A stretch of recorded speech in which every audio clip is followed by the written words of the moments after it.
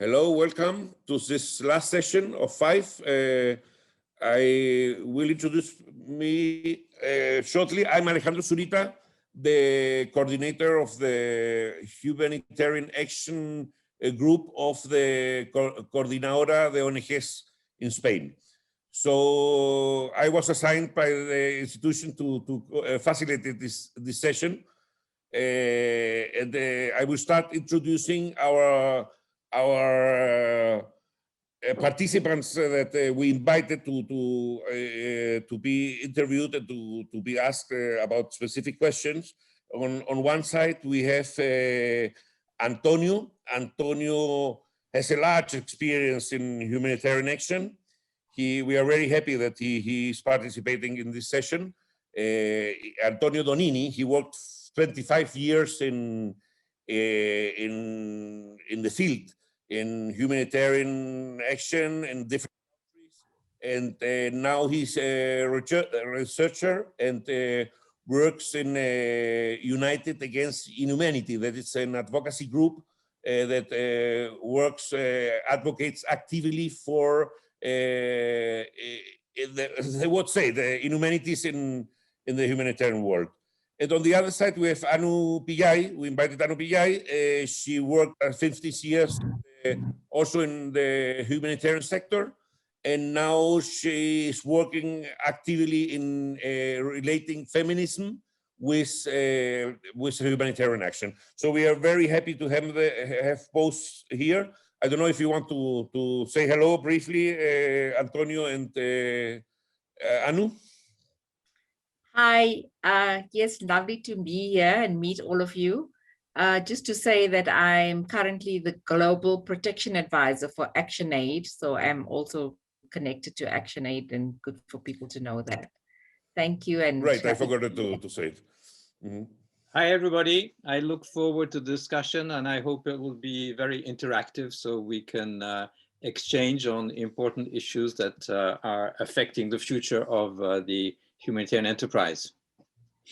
Okay, thank you, Antonio.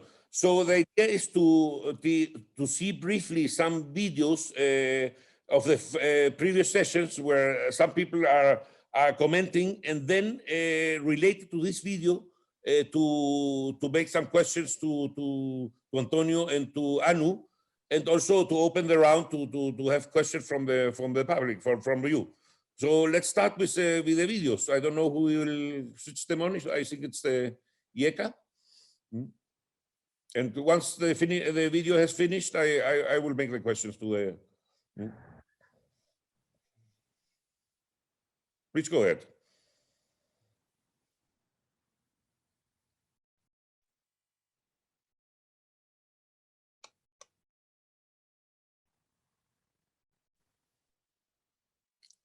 No se oye.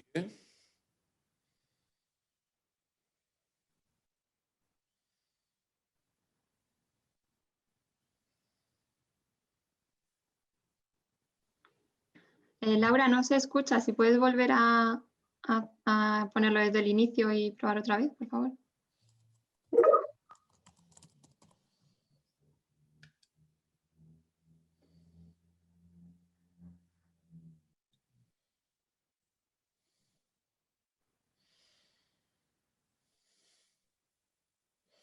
Perdonad, dadnos un momentito para arreglarlo. Vale.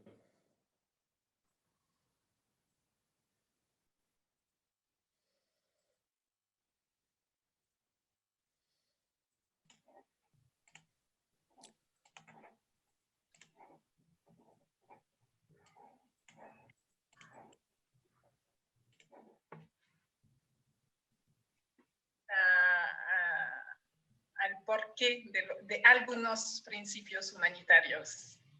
La neutralidad y la independencia fueron enunciados por actores internacionales que querían pasar una línea de frente. Cuando tienes que hablar con las dos entidades en una guerra, tienes que no ser solidario de un grupo específico, tienes que estar neutral. en el campo humanitario que estamos hablando hoy en día, yo creo que sí, el principio de neutralidad se vuelve en una frontera para excluir a algunos actores de solidaridad local que no necesitan ese principio de actuación pragmática. Entonces, somos nosotros que tenemos un problema, no son ellos. Entonces, hablar de la pandemia, retomando pues también como tu pregunta, si partimos de que las organizaciones locales han ganado un territorio,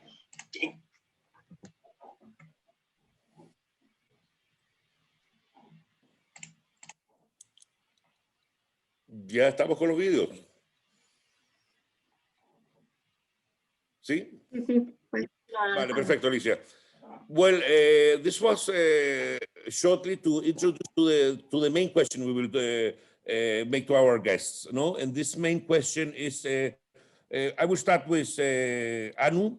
Anu, do you think that in the world of today, there are some tensions in any of the humanitarian principles, and this can place constraints on the humanitarian response to the need of the people, or ensuring the protection of their rights? I don't know if you understood the question. That Yes, I the do. world today is the tensions of the world of today put constraints on the humanitarian response, especially related to protection and of the rights of the people in need. I think that there are two, tensions that come up for me, that's structural and operational tensions. And structurally, I think that these principles, first of all, were created by Western humanitarian actors, and they serve to convey and perpetuate their power. So what I mean by this is that these humanitarian principles, which are the pillars upon which the entire architecture of the humanitarian system are resting, are deeply Western biased, and they fail to actually ensure the transformative promise of humanity, because they define people as helpless, poverty-stricken victims. Okay. So if you think about neutrality for number one, neutrality for me is a rational masculine concept that feminists have debunked years ago. It's used to justify military interventions and not to protect the population. Okay. So humanitarian agencies need to actually take sides with the affected population. They need to take sides with those who need their support. So operationally, I don't think that the principles are geared to be transformational of the root causes of the needs that the emergency creates. It actually can obstruct transformation, as mentioned about neutrality and independence. So some organizations like ActionAid actually move beyond the principles and take sides with women in emergency responses, prioritizing their material, psychosocial, and information needs. So definitely, I think there are tensions with the principles. Okay, it's very interesting what you are saying. So what would replace the humanitarian principles? Because really humanitarian principles that have been used, even if they are Western, they have granted for the moment, for example, access to humanitarian access sometimes. When you have to be neutral, you get humanitarian access. What would replace this in order not to lose this humanitarian access? For example, it's a very interesting issue that you are raising here. There's a long answer to that, obviously, but I think the short answer is that the humanitarian system, the whole entire structure needs to be transformed. We can't keep building on this humanitarian system that is based on a militarized way of thinking, a Western reductionist thinking, and start to try and be humanist and collaborative and humane and compassionate when it actually wasn't set up for that. So I think that we need to change it completely, and we need to replace it with feminist principles of collaboration, of collectivity, of compassion, of honoring of each other, of all those things that feminist principles stand for, which are very different to these humanitarian principles. Thank you very much, Anu. Antonio, can you continue with the idea? It's a very interesting idea to be developed. Please go ahead. I agree with Anu that neutrality in particular is becoming a problematic principle. I think with the other principles, especially impartiality, the idea that people should be assisted, helped, protected as a function of their needs, that is still valid. But it used to be, as Veronique said in the video, that neutrality was a tool that humanitarian agencies who, as Anu says, originally were and still are very much Western oriented or defined, that that neutrality would allow agencies to work on both sides of a conflict. And that to some extent worked in the 90s and the 2000s at the beginning. But now increasingly in places like Syria, in places like northern Nigeria, where civilians tend to be the targets of the combatants, aid agencies also have become the targets. And saying that you're neutral doesn't really help you in terms of access if the people that you're trying to reach are controlled by a group that wants to kill you. So yeah, I think it depends very much on the context. And Sure. what I think we've been seeing is that, I agree with Anu that major transformations are required in how the system functions.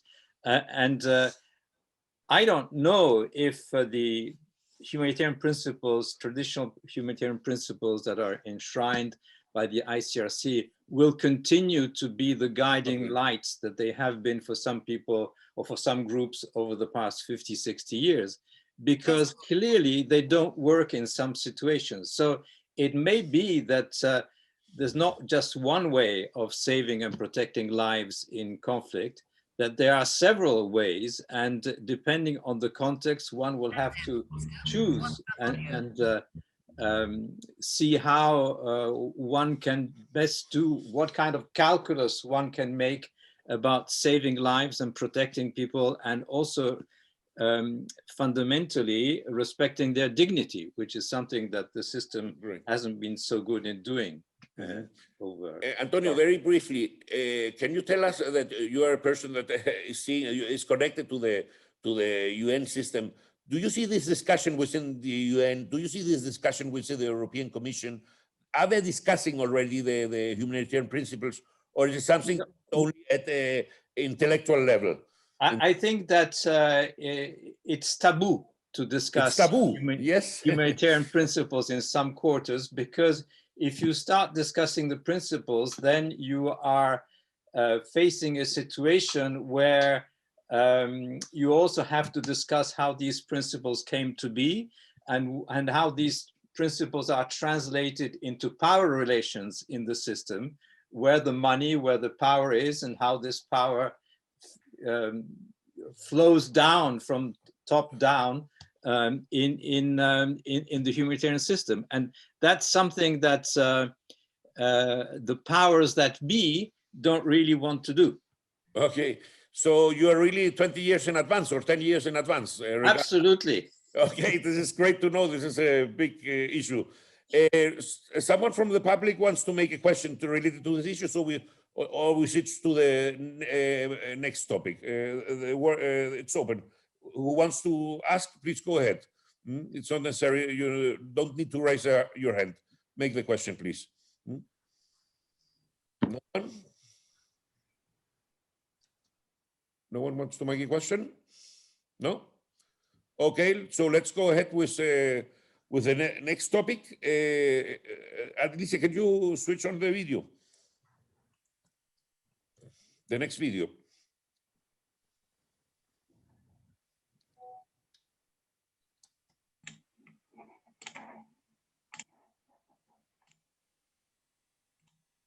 A esa pregunta, bueno, Veronique terminó diciendo que hay retos inmensos, sí. ¿Y cómo funciona el sistema? El sistema ha funcionado bien. El problema es que el sistema no está para responder a las necesidades que tenemos. Pero sino dentro del sistema, y sobre todo el año 2020, en términos de coordinación y todo eso, Por supuesto, puede ser mejor, es lento, no es suficientemente inclusivo, pero el problema es que el sistema puede hacer bien el trabajo, las necesidades son tales que tenemos que reinventar otro sistema. Y estamos reinventando otro sistema. Porque cuando uno habla del sistema, realmente son muchos sistemas distintos y culturas distintas.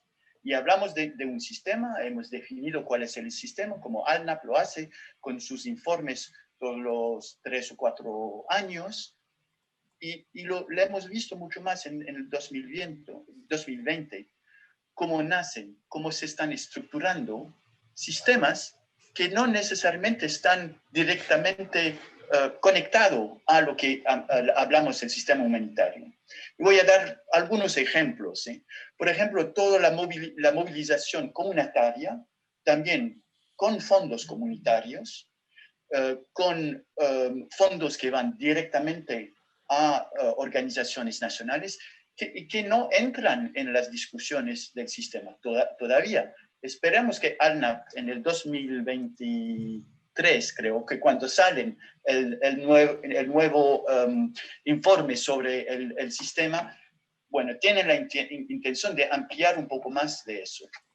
El segundo enfoque que quiero dar son de pensar un poco a los modelos de business models, los modelos de funcionamiento de ONGs que no tenemos mucho la costumbre de hablar dentro de nosotros, ¿no? Okay, this was the last video for this round, Alicia, yes? Sorry, Alejandro, I didn't listen. I can go ahead, yeah? There's no second video, yeah? Yes, you can go ahead. Okay, so we are coming to the next question. Very interesting what this colleague was mentioning. I will start again with Anu. Look, there's for sure there's a specific need that the humanitarian system must change, no? And we're seeing it, for example, with the new concept of nexus. Everybody is speaking of nexus.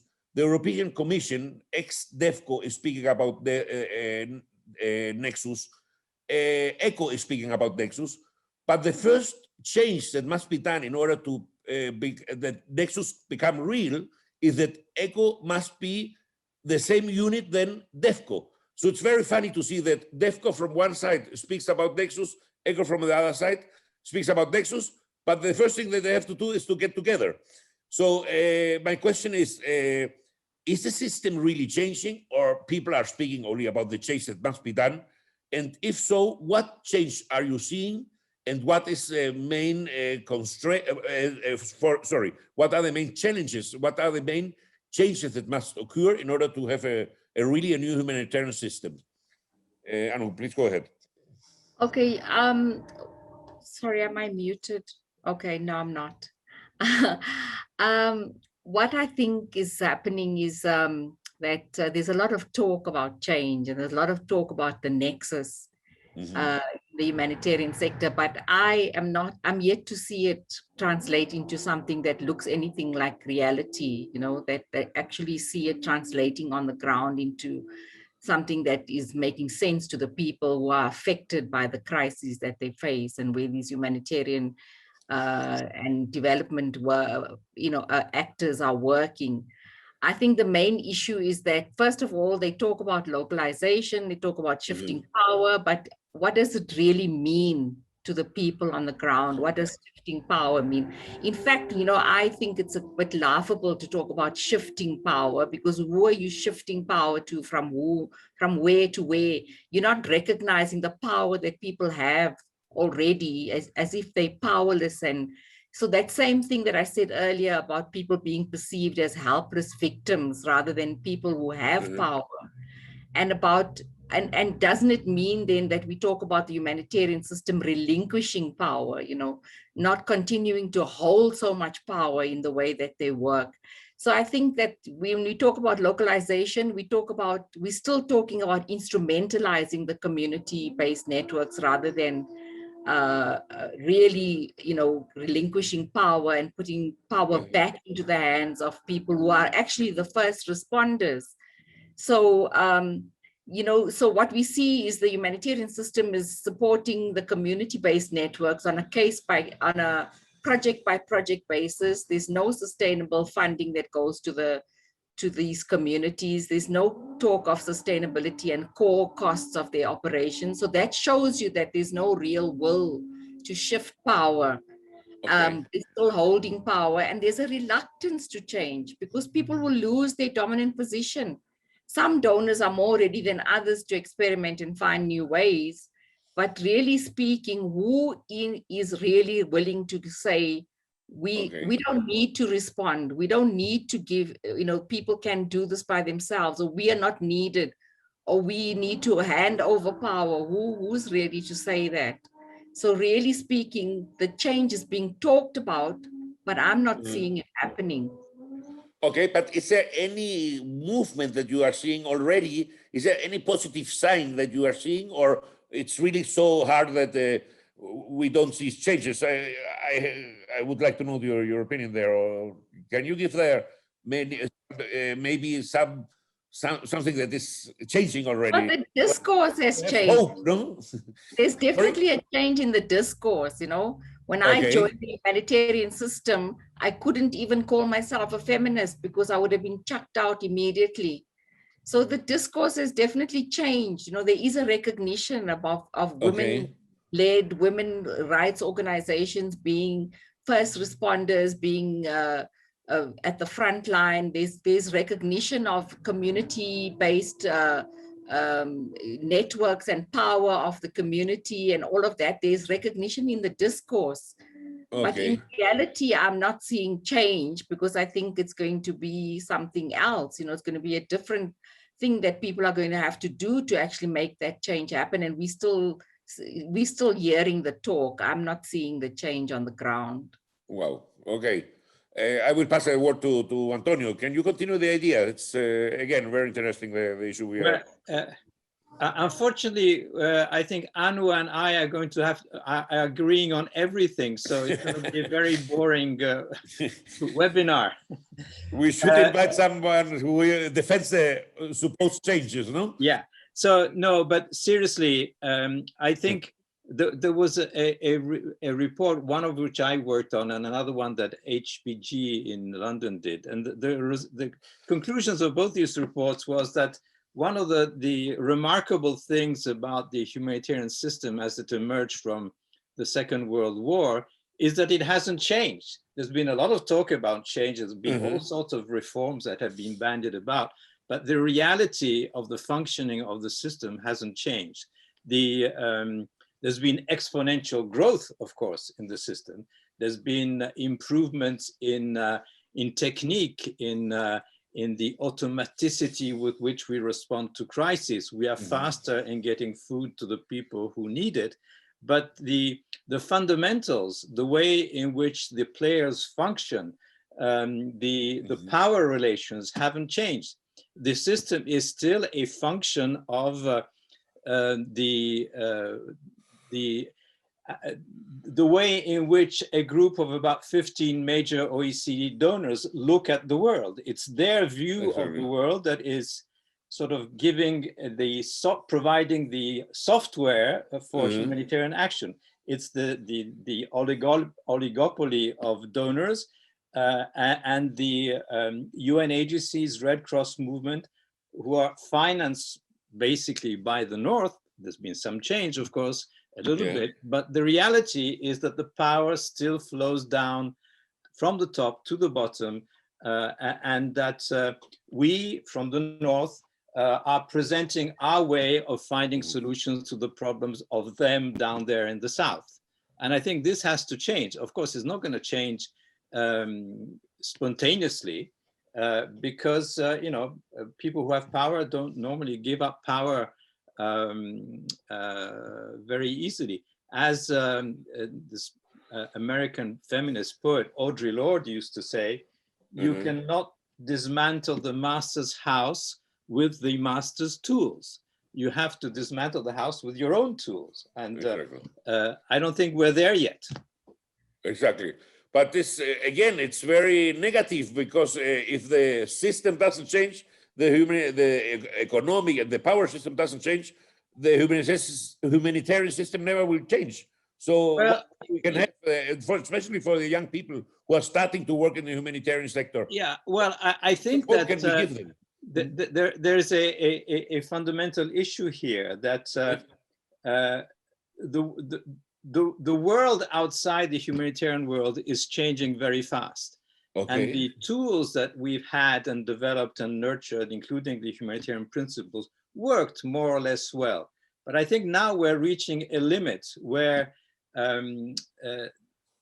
both the tools and the principles are being contested by groups who are not identifying with the Western way of looking at the world. Okay. You know, they're contested from everybody from extremist groups to grassroots NGOs to different ways of looking at development and social relations. And I think this contestation is, you know, is forcing a discussion in the system that may lead to change. Whether the change will be sufficient to make the humanitarian a less neo-colonial or neoliberal enterprise will have to be seen. But I think something has to be done. If not, the humanitarian endeavor will remain something of the North that will be seen with suspicion from people who are the receiving end of it. Antonio, this is also a taboo? No, I think people are talking about, I mean, I think with the Me Too movement, with the Black Lives Matter movement, now even in the humanitarian system, we're getting more contestation of power relations, whether it's in the office, you know, exploitation, abuse on gender issues. I think that slowly it's becoming more possible to talk about these issues. And we've seen, you know, in Oxfam, even in MSF, a lot of pushback on these issues. Whether these forces are gathering enough steam to effect real substantive change, I don't know yet. I certainly think it's necessary, but you know, it takes time. Okay, great.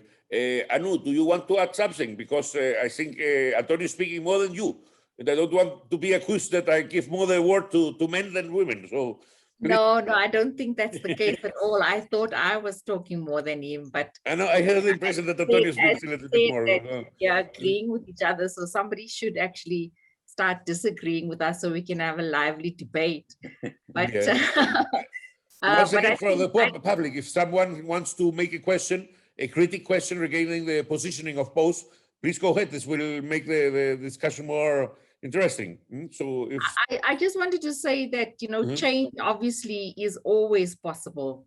And I think we in South Africa, you know, we can talk about the fact that we brought about a change in our situation without a bloodshed, you know, without bloodshed, without a revolution. And I think that in itself is an example of how change can happen. It didn't quite go the way we wanted it to go. We are not seeing exactly a result that we thought we would see, but still the change did happen, a monumental change happened. And the whole country did change from a very oppressive regime to a democratic country. So I think the humanitarian system as a system is definitely a change can be brought about, but it needs political will. You know, we need to have that will to change, and we need a huge push, I think, from everybody who is interested in that transformation to make it happen. Sí. Si alguien quiere hacer una pregunta en castellano, también se puede hacer. Tenemos traductores. Si que por el idioma no tenéis que cohibir. Si alguien quiere hacer una pregunta a los invitados, invitadas. Can I ask a question? I'm Judith. Go ahead, hello. Thanks to Antonio and to Anu. Very interesting, your points. I would like to perhaps to make a couple of comments. First, around the neutrality. Can you present yourself, please, in order to know? Of course, I'm a medical doctor working in the humanitarian environment since many years. I have worked for the ICRC. I still work for the ICRC. I work for MSF and other organizations as a consultant, Trocker. And I mean, I've been spending my life working in this field. So what I wanted to, first, listening to the comments in regards to neutrality. I don't know if this is the way it is somehow interpreted by what some people can see in the field. In my own experience, and I can tell you that I am very much critical inside the institution I work with. I believe that the neutrality, it's actually a principle that still provides us the possibility to talk with everyone without siding, not the people that is actually affected, in the sense that we are always in favor of the people that is affected, and therefore we make let's say the discussion and the lobby with the authorities and with when it's a conflict, when the other sides of the conflict, to actually have the dialogue that allows us to have the access to the community, because we are siding, in fact, on the community. I know that this could be arguable in the way that sometimes it is done, but I wonder if the principle as such is actually to be in question, or is the way that it is actually implemented. Because I can say in my own experience how the dialogue with the different parts have actually give us the possibility to access to people and to really defend the rights of the people, the ones that are most directly affected. That was one of the things that I wanted to say. And the other thing I find extremely interesting and quite right. I mean, I fully agree with the analysis that you're making.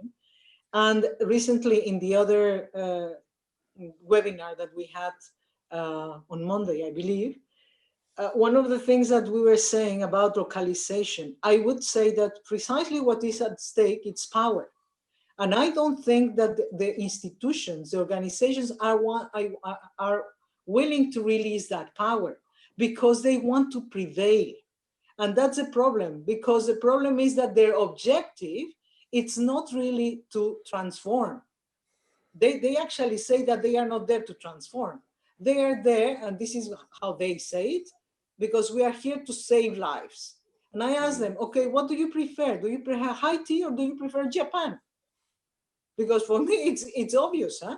I mean, I would like to see the world, every single country responding with their own resources to their own emergencies, and get some help when needed, as it has happened with the COVID in many different places where we thought the response was going to be effective.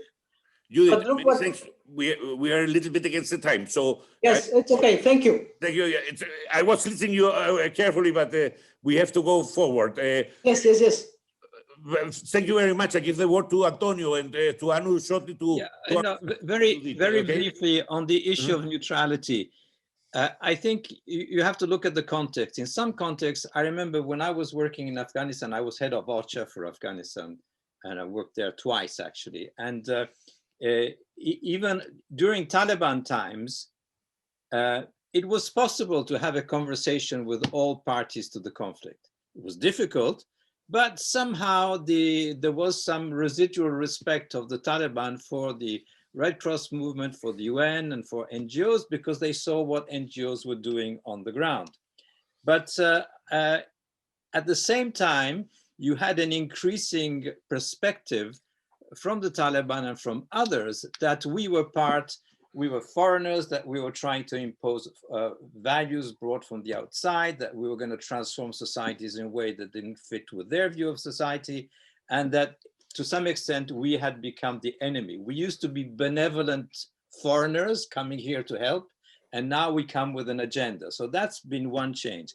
And then I think related to that is the emergence of contexts and groups that have it as part of their philosophy, if you can call it like that, that you target foreigners, and there it becomes very in Sahel, in Borno, it's very difficult to operate because you can't actually speak to the other side. It's very, and sometimes this side prevents you from speaking to the other side. So I think it's very much context specific. In some cases, I agree with Judith, neutrality is still a good operating principle. In others, I'm not so sure. Anu, can you give us a short response to Judith, especially related to neutrality? That would be very interesting because you were very hot on giving a name to neutrality. So it would be interesting to hear your response. I think I'm not really disagreeing, with where it works and where it doesn't work. I think that my contention with it is its basis. It comes from this militarized understanding of the of the system, this militarized basis of the system, that it was based on these military, and all of the conflict, the crises and emergencies that humanitarian system is dealing with is not conflict. It's not based on conflict. It's not based on two sides. You know what I mean? So there's this idea that you have to have this militarized way of dealing with things, and that's why I think it's problematic. It's not the actual concept of neutrality by itself, but the whole way that these terminologies and these systems came into being. That's what's problematic.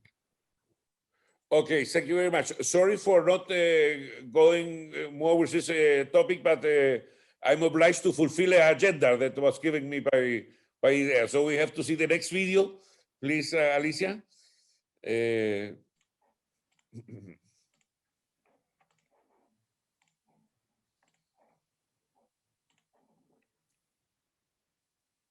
If it's possible to change from woman-led to feminist humanitarian response, I think it's possible, but still very difficult. We need more feminists in decision-making positions. And this is because I think feminist response would, from a critical perspective, will try to break down the status quo, and I think that status quo that is in the society that is not going to be challenged by anyone on any other factor or any other movement.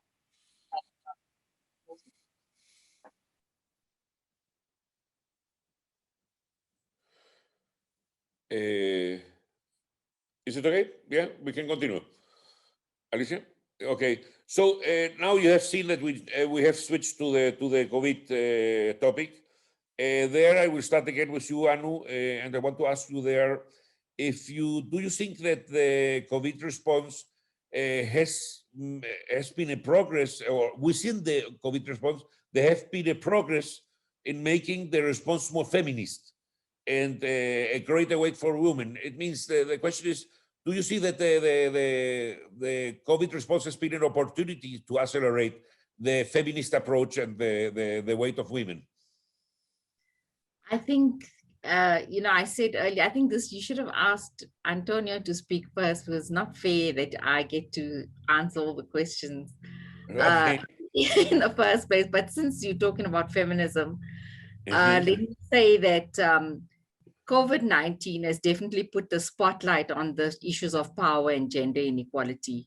And we've seen, it clearly showed who was at the forefront of the COVID response. 70% were women in health and care positions, often paid or underpaid, unpaid or underpaid. And the structural violence against women and girls, which skyrocketed with the government's lockdowns, all over the world. So this does advance advocacy for the feminist cause, but it's very far from having a feminist response or a feminist humanitarian system. So I agree with what she's saying in the video, that we need more feminists and feminist organizations that are funded and are in key decision-making positions. And in fact, we need much more robust feminist leadership in the humanitarian system, This is not happening right now.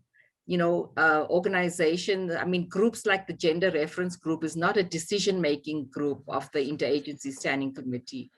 So I think we're still far away from seeing a feminist response and progress on the ground.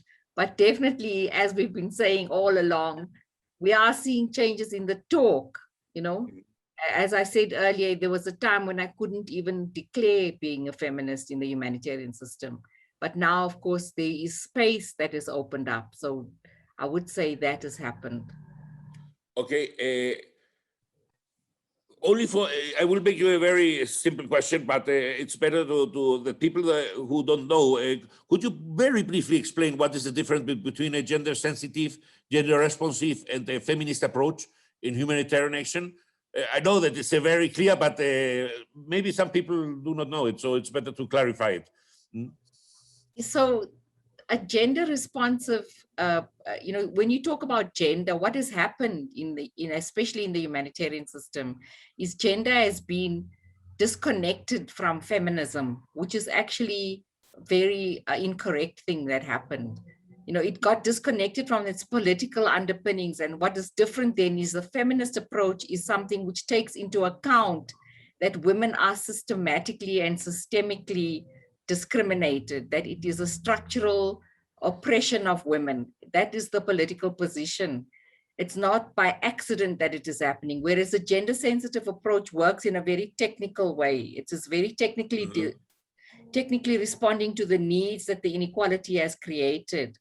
So there is a very big difference, you know, where feminism is not just talking about how do we fix the problem in a technical way, but it's talking about a transformative approach where you have to change the root causes that is creating the inequality, which is also capitalism, which is the patriarchal system, which is about how the way that you work with people in a collaborative, collective way, that you move away from reductionist Western thinking. All of that is part of feminism.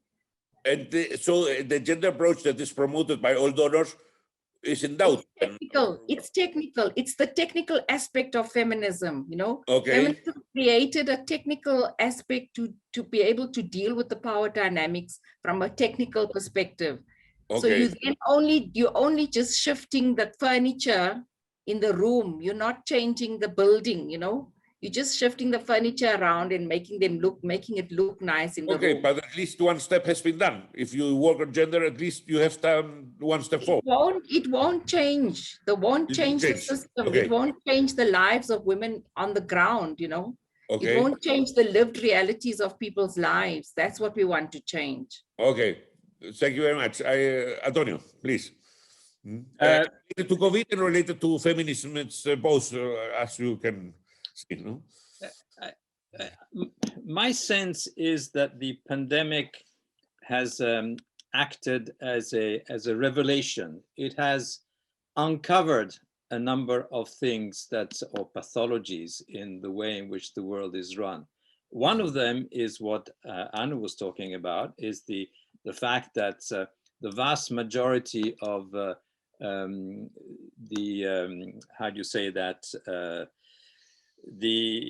workforce in the medical profession, whether it's cleaners or nurses or doctors, is female. And yet I was listening to a webinar the other day where someone was pointing out that all the equipment, gloves, masks, protective equipment, is made for men. And this can have extraordinary dangerous consequences, because if your gloves don't fit and you have to put if you intubate a patient and air gets in where it's not supposed to get in, you know, that can put the life of people at risk. And that's a consequence of the kind of patriarchal nature of the system, where in the way in which things are developed because men have thought them up, or because that's the way that there's still this image that the doctor is a man. So that's one aspect.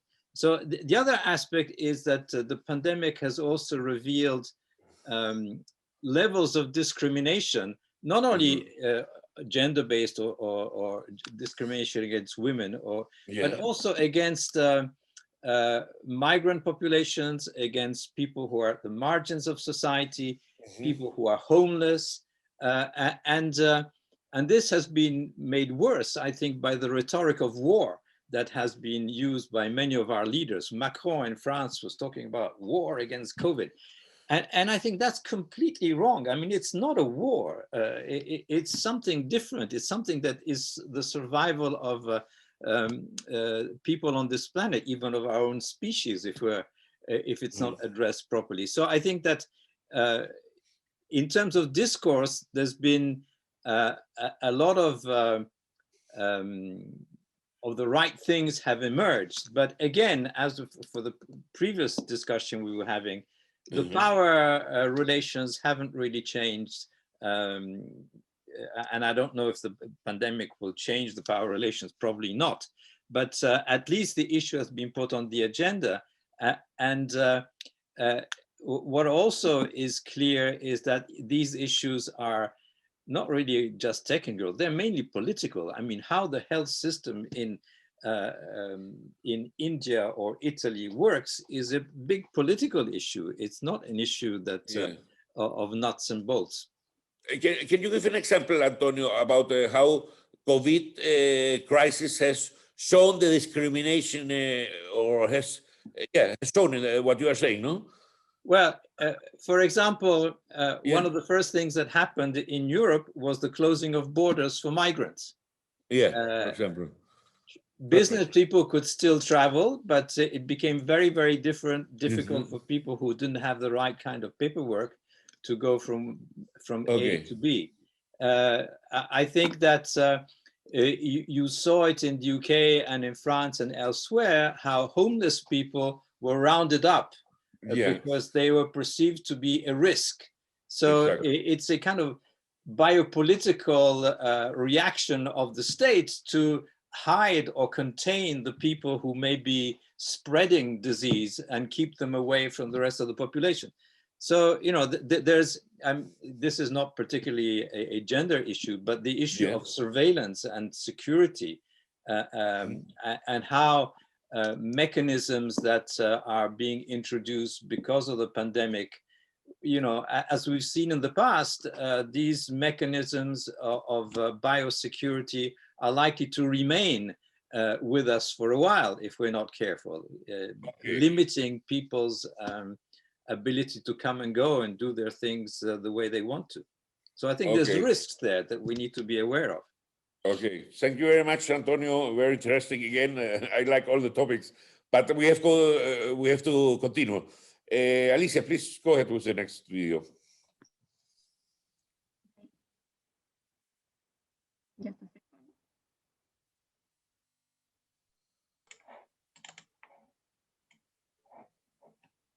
Hablar de la pandemia, retomando pues también como tu pregunta, si partimos de que las organizaciones locales han ganado un territorio y que las organizaciones nacionales tienen la oportunidad de aprovechar ese territorio ganado para mejorar su lugar en la toma de decisiones, al estar más cerca de las organizaciones internacionales, no estoy tan segura de que eso se pueda sostener en el tiempo, si no se dan los debates que se deben dar, y sobre todo si esos debates sobre la localización no se da con la participación de las organizaciones locales.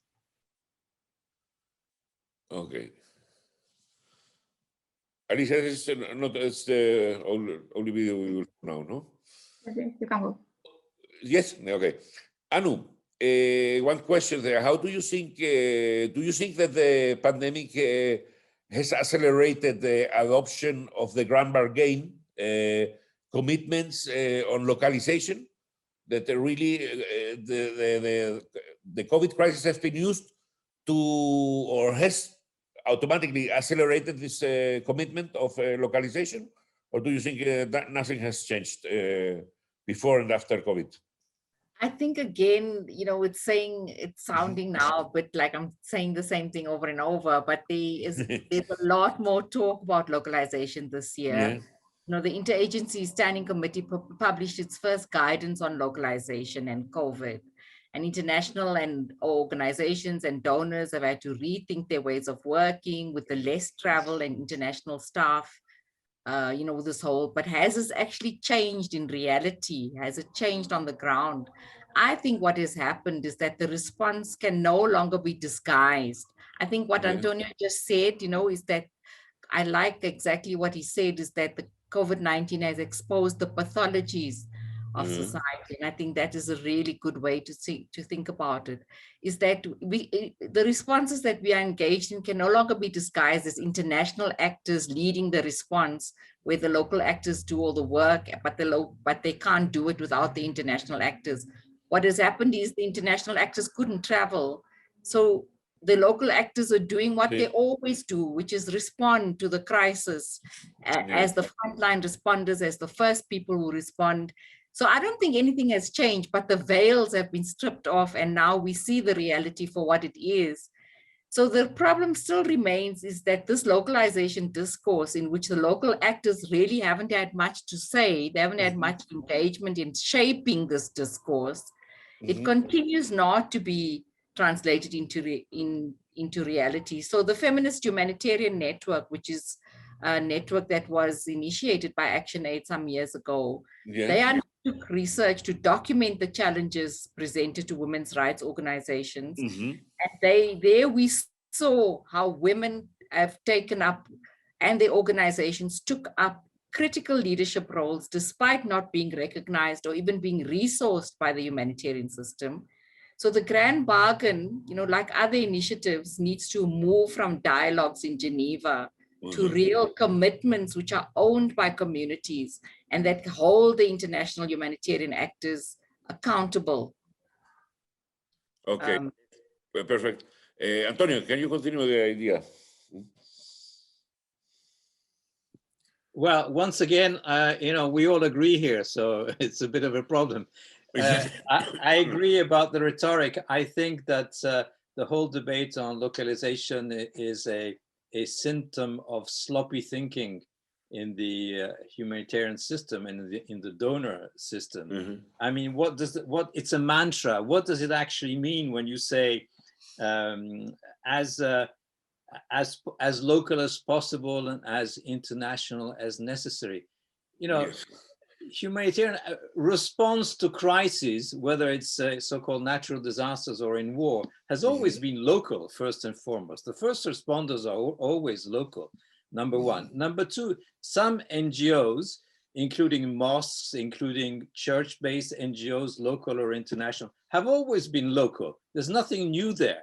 What the objective that has been set is that more money should go directly from international donors or the UN to local agencies. That's a great idea, but there are sociological and political impediments to that we mentioned before. The way in which the power flows.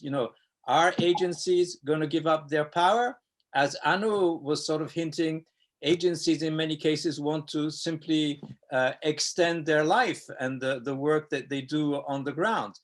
Agencies tend to be very self-referential, whether it's the UN or major NGOs, and they don't want to lose, there's a market there. So of course they will all talk about community participation, localization, accountability, upward accountability and downward accountability, fine.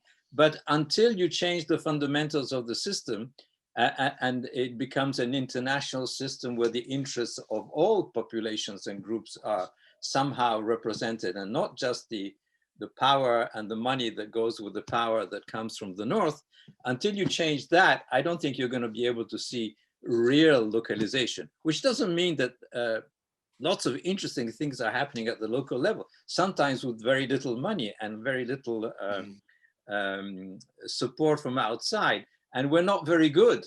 I mean, the international system is not very good at leveraging the ingenuity and creativity of local groups. So, we could go on and on discussing localization, but basically, and the accountability that goes with it. But unless the fundamentals change, and I think they will have to change because the current system is not sustainable, you're not going to see a quantum leap in localization. Yeah, So, Antonio, I asked you the same question than I did before.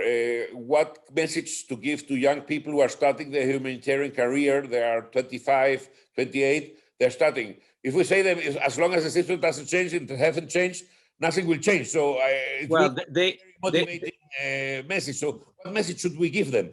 But I think that the message could be that you have to be part of this change.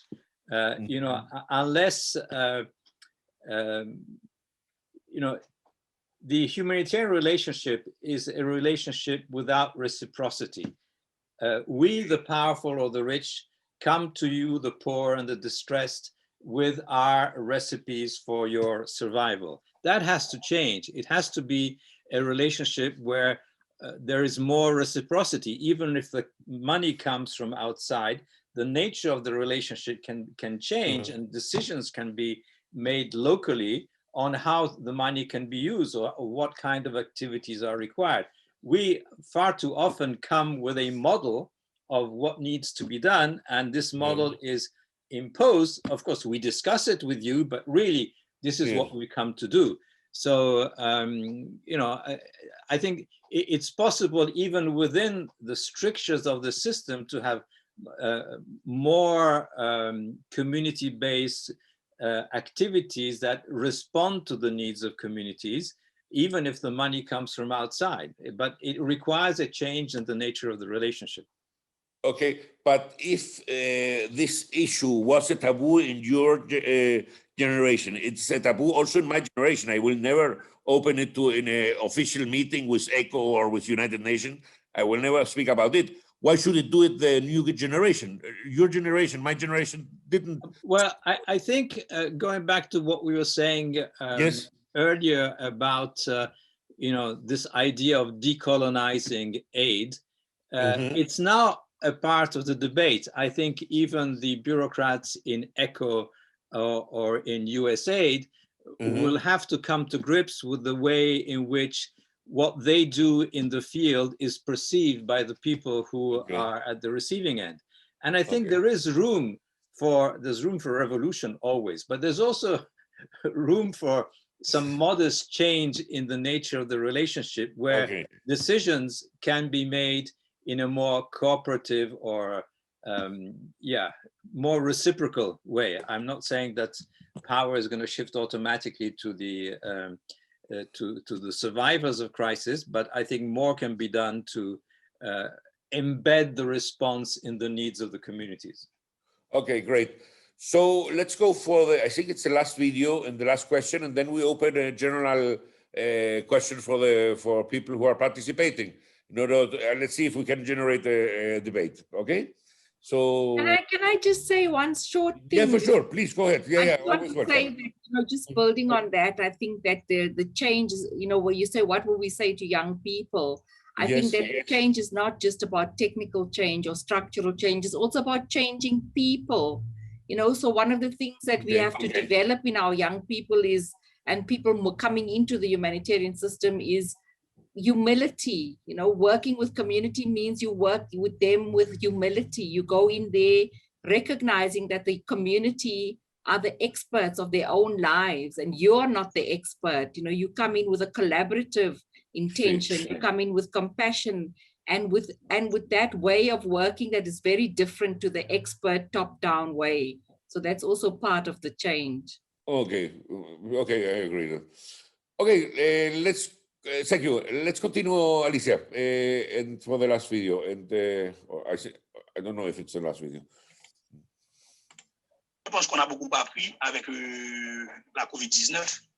Ce serait important pour nous autres de former, de faire le renforcement communautaire, c'est-à-dire de former des gens en un grand nombre que ces gens peuvent intervenir dans l'apport humanitaire, c'est-à-dire dans les actions humanitaires au niveau local. On a des gens qui sont formés, qui sont en mesure de faire les interventions si on n'a pas la possibilité de déplacer un grand nombre pour aller vers les communautés les plus vulnérables. Je pense que c'est important. Et ensuite, la communication joue un rôle important également.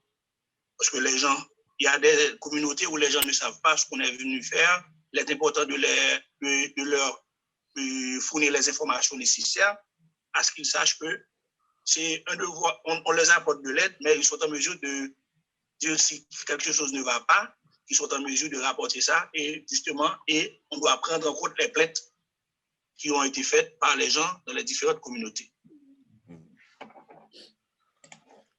Okay, in relation to community capacities and the communication with communities, Anu, the North always says that one problem is that local capacities are very, very weak, and it's difficult to build them up, no? And also, many times, the reason why localization doesn't work is because what is by donors is that communication is different to communicate with a European or a person from the North than to communicate with somebody who is from the South. What is your opinion? How we could change this point of view? How we could strengthen really capacities that really people from the South are not perceived as different in this sense, in their capacities from the North, or that these capacities are better used by the North, no? And how can the North communicate better with the South, and the South also with the North? This is the one, not the last question, but nearly the last question. Okay. First of all, I mean, I think it's so arrogant, you know, of people to say that their capacities need strengthening. I think this is the arrogant top-down way of looking Exactly. at, you know. I'm a facilitator. It's not my opinion. Sorry to say that. I know. Yeah. But we in the feminist humanitarian research that we did, we saw that from the outset of the COVID-19 crisis, women's rights organization actually saw the GBV pandemic coming. They didn't wait for it to happen. They saw that it was going to happen, and they put systems in place to ensure that reporting mechanisms were adequate, that the community-based systems for response was prepared. So throughout the emergency, as the GBV increased and increased, women's rights organizations undertook advocacy to hold local governments to account. So this is what the research showed. They also showed how women's organizations adapted their services to ensure that women could still access support. So in example, in Palestine, organizations that ordinarily offer helplines found that women were not utilizing them because their husbands were at home during in the house. They shifted to include WhatsApp services, which meant the women could still access some support despite the challenge.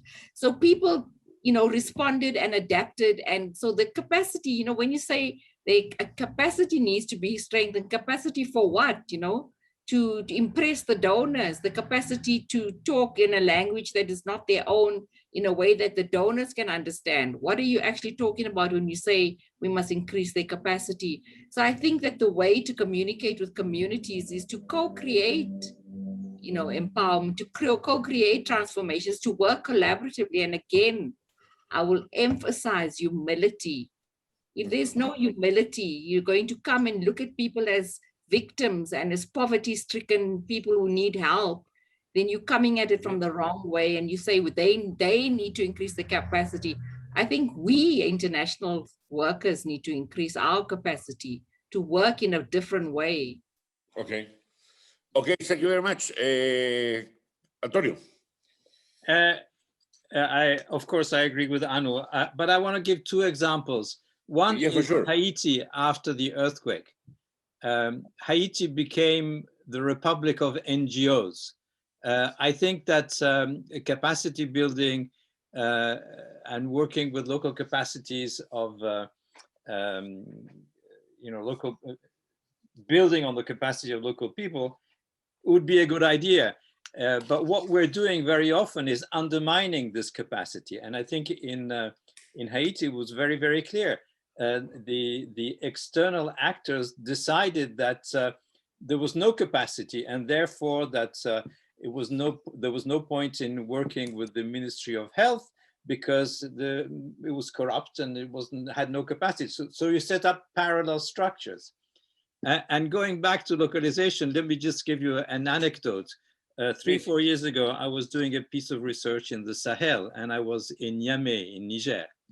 And OCHA was helping me with meetings, and they said, oh, you should go and see this NGO that's funded by the EU, and they gave me the name and the address. The driver got lost and took me instead to the big stadium. And I said, no, it can't be here. So there were two guys outside and I asked, where is this? Oh yeah, there's an office inside. So you go around, cross the grass, go around.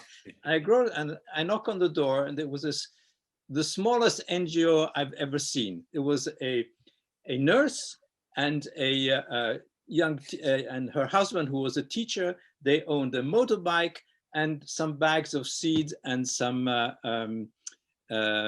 tools.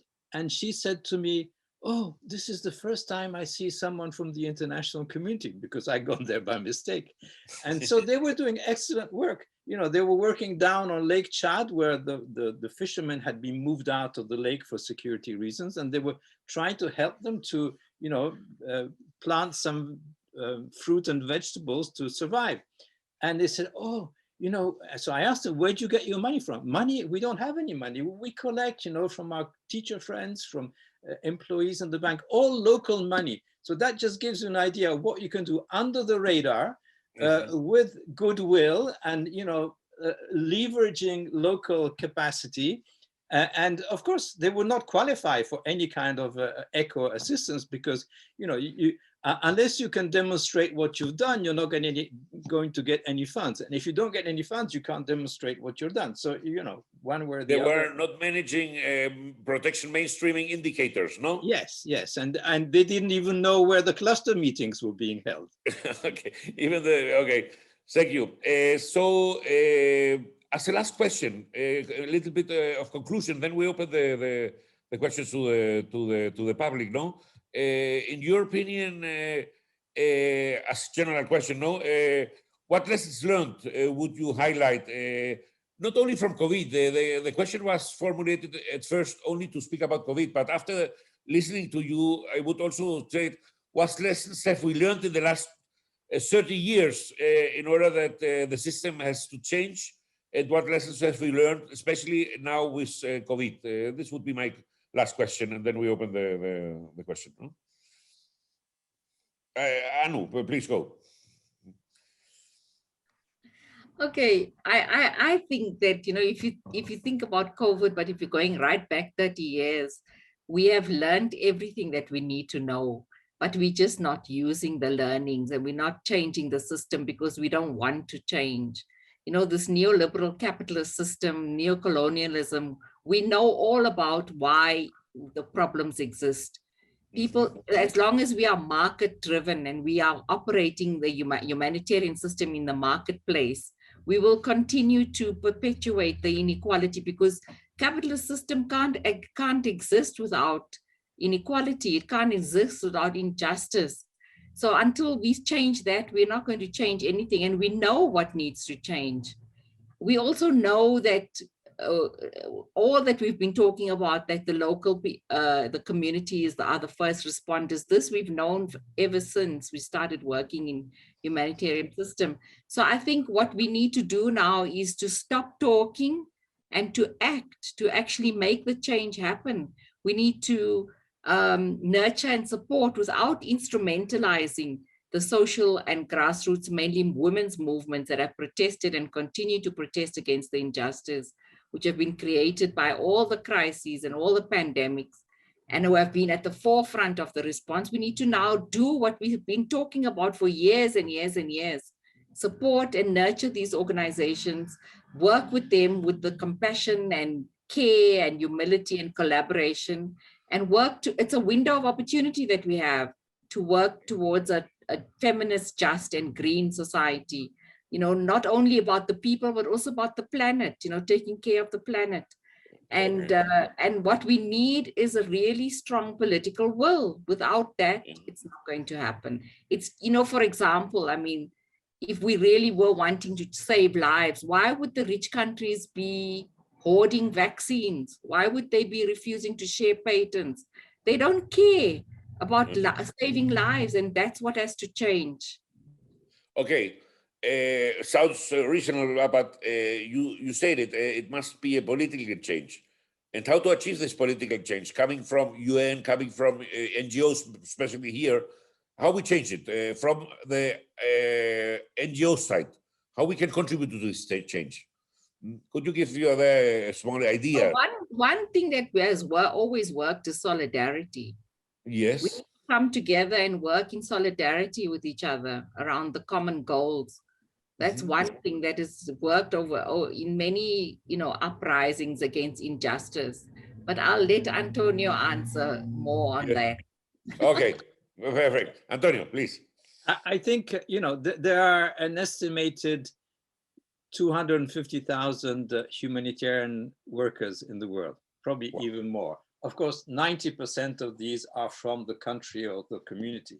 I think, and not all of these 250,000 people agree on everything, of course, but I think they mostly agree on the fact that responses to crisis should not be discriminatory, that they should be based on the needs of the people, that the wishes and perspectives of the people should be included in the response. All this can be done. But again, it's the big picture issues. Ignacio Packer in his video said, oh, the system works very well. Yeah, it works very well for those who have set up the system. It's functional to their needs. But these 250,000 people have a capacity to change the narratives to begin with. And once that and they're a form of governance in their own right, they can be a pressure point. They can, there are people in the bureaucracies in ECHO, in USAID, etc., who actually think about these issues. And, if you meet them for a beer, they will say, I agree with you, but. So I think that it's important to continue this discussion, but it's important to also to change the lens with which we look at it. I'm told there's an African proverb, I'm not sure it's true, but that says, until the lions get their historians, history will always be written by the hunters. So, we need some historians, and we need some anthropologists and sociologists who can, explain the situation and root the response in the needs of the communities and the countries and the societies that they're in. So, yeah, and final point, we need bigger ears and smaller mouths. Okay, great. So, but once again, a question that, okay, we could do it as humanitarian workers, but when we are applying for when we are preparing a proposal for ECHO, we don't say anything because we are afraid we will lose the funding. Well, so you're right, of course. Funded oriented, and 99% of people who work in NGOs are funded oriented. They must get these funds. If not, the NGO is it's over. No. Yeah, but I think that there needs to be a reflection also on the business model of the NGOs. Most NGOs survive and develop because they get money from governments. Exactly. Only MSF and a few others have a business model that is different. It relies on other forms of financing coming from individuals also. So how we can change it? Working in. But I think it's going to be changed for us, because I don't see, with the results of the economic crisis resulting from the pandemic, the demographic decline in many of the OECD countries, the need to spend money on social issues at home, on migration, keeping people away, etc., etc. We are seeing that some countries, like the UK, are cutting their development and humanitarian aid. And I think that the period of, fat cows where money was available may be over. And therefore, my advice to the NGOs is start thinking very hard now about what you do, how you do it, and how you finance it. Because, I think we're reaching the structural limits of this system that has worked well for some for the past 50 years, but it's time that it will have to change. So let's prepare for this change. Okay, perfect. Okay, let's see if people who participated here have questions. Please, who wants to make a question or make a comment even, welcome. No one? Judith, you don't want to add something that, as you mentioned at the beginning, so you make some comments? All right. Take advantage. If nobody wants to speak, to take advantage. No? Sorry, I made a question. In the No, chat. please go ahead. Please go ahead. Then we after. Okay, go ahead. Then we go with you, Judith. Okay. Okay, my question is in the chat, but it's for, okay, I didn't see it. it's for Anu, and it's about the importance of to strengthen public services with gender perspective, and if do you think if it's important to promote gender sensitive public services to avoid that this kind of crisis as the COVID crisis have a specific impact on women, no? I know that ActionAid made a report about this, and I consider that this is a very, very interesting approach, because I think that the strength of public services could be an important strategy to prepare, to prepare the response, or to avoid that this kind of situation have a specific impact, on women. Sorry. Yeah. Sorry, it's my question. Please, Antonio, Anu, es más for Anu, no? Yo, Antonio, and both for both, no? I'm not sure exactly, what you mean by should you promote gender sensitive public services, because are you linking it to the fact that I was talking about the difference between feminism and gender sensitive? But just directly in response to what you're saying, I mean, I think having gender sensitive services, gender responsive services, all of those things are necessary parts of working towards a goal.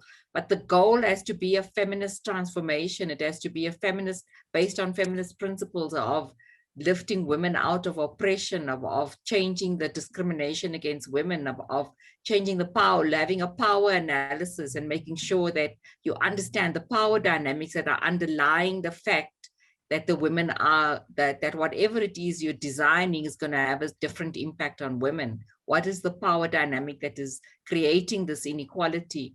If you don't look at that, you just change the service to have a better impact, or for women not to be discriminated against, but you don't, it's not sustainable. It will shift. It won't continue to stay in that way, if you don't deal with the root causes of what has caused the inequality. So yeah, it's not to say I'm against anything gender sensitive or gender responsive, but that it shouldn't be de-linked from the political underpinnings that feminism provides a framework for. Thank you. Antonio, you want to complement it?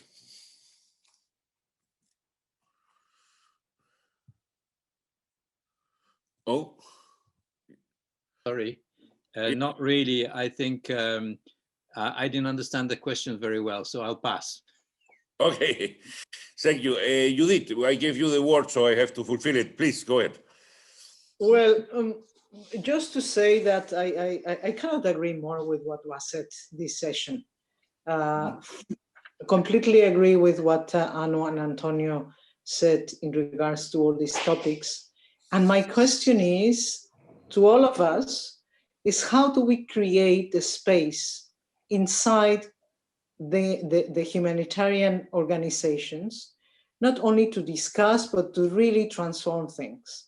Because, I've been hearing these discussions for I don't know how long.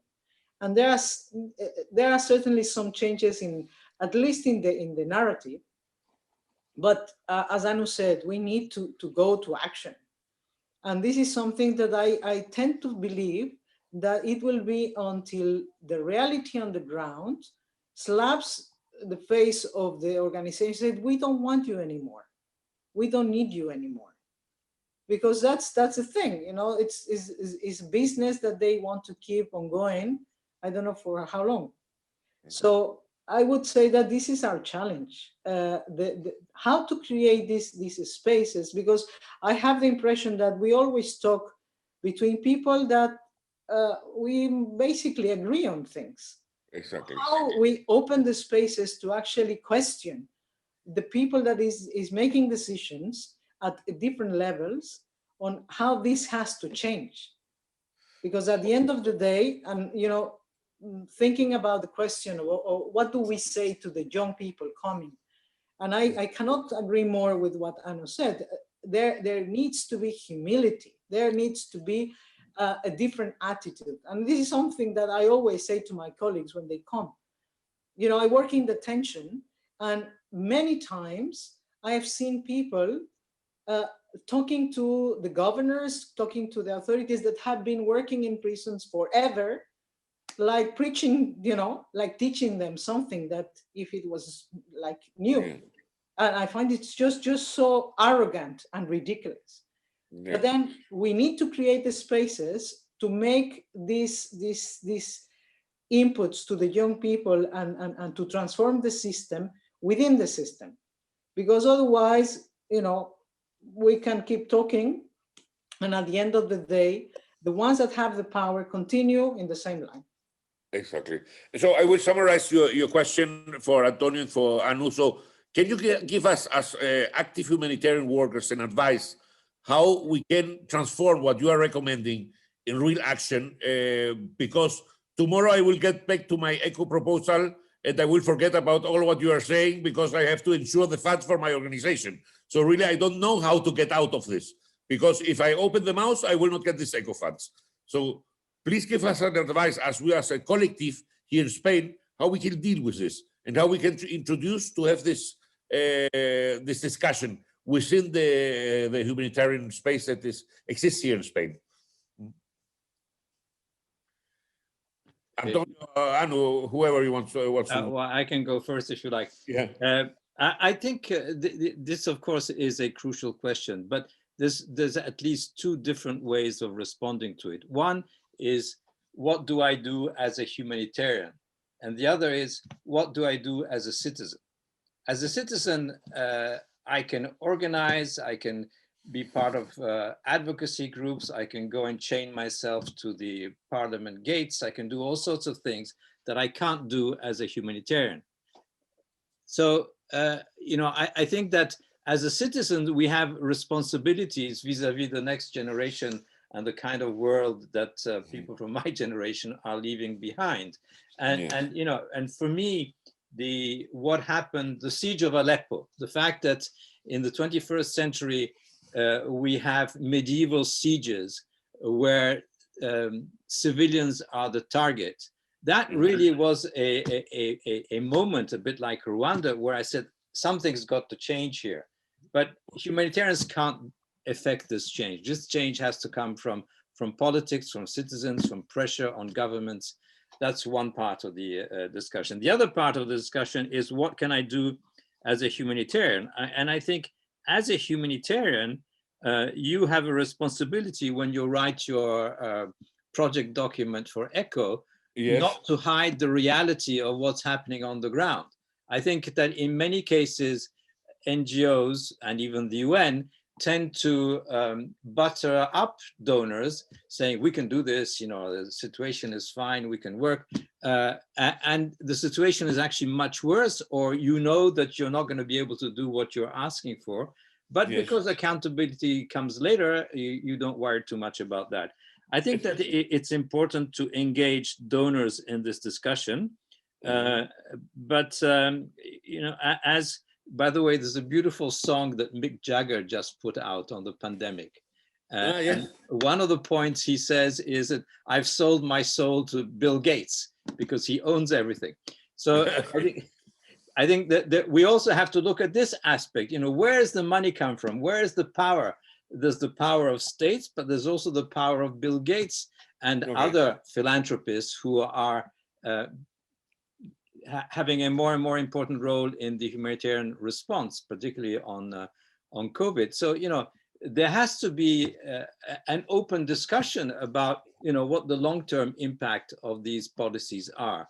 And if, as an NGO, you reckon that you are, you risk making things better in the short term, but worse in the long term, it's your responsibility to say so. I'm not making your life any easier, of course. Mm-hmm. Anu, please. I think that, I totally agree, that with Antonio, of course, we're a mutual admiration society. But I think that, the international humanitarian organizations have to take responsibility for how they are working. Each one has to look deeply within themselves and look at how they're working. And each humanitarian worker needs to look at themselves. I think we can't change systems without changing the people. And so the people really have to undergo that transformation. The big question is how, and we need to look at how we would never go into a hospital and be treated by a doctor who hasn't been trained for many years on how to be a doctor, but yet we will send humanitarians out there with a little bit of experience and go and change the lives of people in that country. I mean, and this is ridiculous, Yes. People need to be properly prepared, and we don't have programs that actually focus on humanitarian and development leadership, which also look at personal transformation. So we need to also have that understanding that humanitarian organizations are not the most important element in a humanitarian response. They need to be willing to learn from the communities and to expect, particularly women who are the frontline responders. So, and also understand that most of the crises in the global south are because of actions in the global north, So, these same countries that are giving funding for dealing with humanitarian crises are also funding those governments to fight against extremism and creating conflicts and crises. So humanitarian agencies also have to push back on their governments and maybe they have to do it in their citizen role, as Antonio was saying, in tying themselves to the government offices and saying, we will not go out work as humanitarians when you are actually part of creating the problem. So I think we really need to be much more bold in our leadership. And yes, as a humanitarian writing these funding proposals, you need to really be honest and not part of the problem in sucking up to the donors because you need the money and you want to perpetuate your own life in the work and your own longevity to continue to work when you know that what you're doing is not actually bringing about the real change that we want to see happening. So there is a lot that each one of us can do individually in how we look at ourselves and how we reflect and how we transform ourselves. And there's a lot that the organizations can do individually in reflecting on the way that they work, from the top-down approach to the power and privilege that each one of us has. And then also looking at how we can collectively push back on these destructive ways that the systems work in order to maintain this capitalist, neoliberal, neo-colonial, destructive way of working with people, but also with the planet. The whole climate justice, all of that is interconnected. So we need to not be, shrinking violets anymore. We need to actually come forward and be bold. Okay, thank you very much. And a last question, maybe Barbara, you switched on your camera. You want to make a question, Barbara Torrente? No, because you switched on your camera. Maybe you have a question. I was thinking, no? No. No. Sorry, okay. No, it was just. Well, it was nice that you switched on your camera, right? No, thank you. Okay. So if there are no more questions, if someone, it's the last chance to make a question. If not, we will finish because we are 8 minutes past of the timing. So thank you very much, Antonio. Thank you very much, Anu. It has been really a very interesting session for us, and for me especially. I'm working already 20 years on the humanitarian sector. It's the first time that openly humanitarian principles are questioned by high-level people. First time I listened that many structural problems must be solved. Okay, it's not an ECHO meeting, this one, no? It's not a UN meeting, but it's really very it gives me a lot of hope that people like you that have already so much experience has this positioning. Really, it's a very, very, very great contribution for me, and I'm sure for them, for many of our assistants here. No, so many thanks to both. So I don't know if someone wants to say something more. If not, okay, Antonio and Anu, please, your last words. No, thank you for giving us the opportunity to raise issues that I feel very strongly about. I see Anu more or less feels the same. And I think it's important to have these kinds of conversations. And next time you should have a donor so that we can, you know. Don't worry, I will organize it the next time. I was only invited now as facilitator, but now, understanding what I was involved, I will have you two. Otherwise, we're just talking, preaching to the converted. Yeah, this is so anyways, thank you very much. Yeah, yes, I was going to say the same. Thank you very much. And I'm sorry that we didn't have some people who were disagreeing, because if we all agree with each other, it means that, you know, we can't really debate and push back on some of the things that we want to, or actually hear the other side, you know, hear why people feel justified to. So it's either that people are not being honest, or that they really all just totally agree with everything that we've said. So hopefully it's the latter, and that we will get people who will bring the other side of the discussion next time, so that we can have a robust discussion about what works and what doesn't work and what needs to change.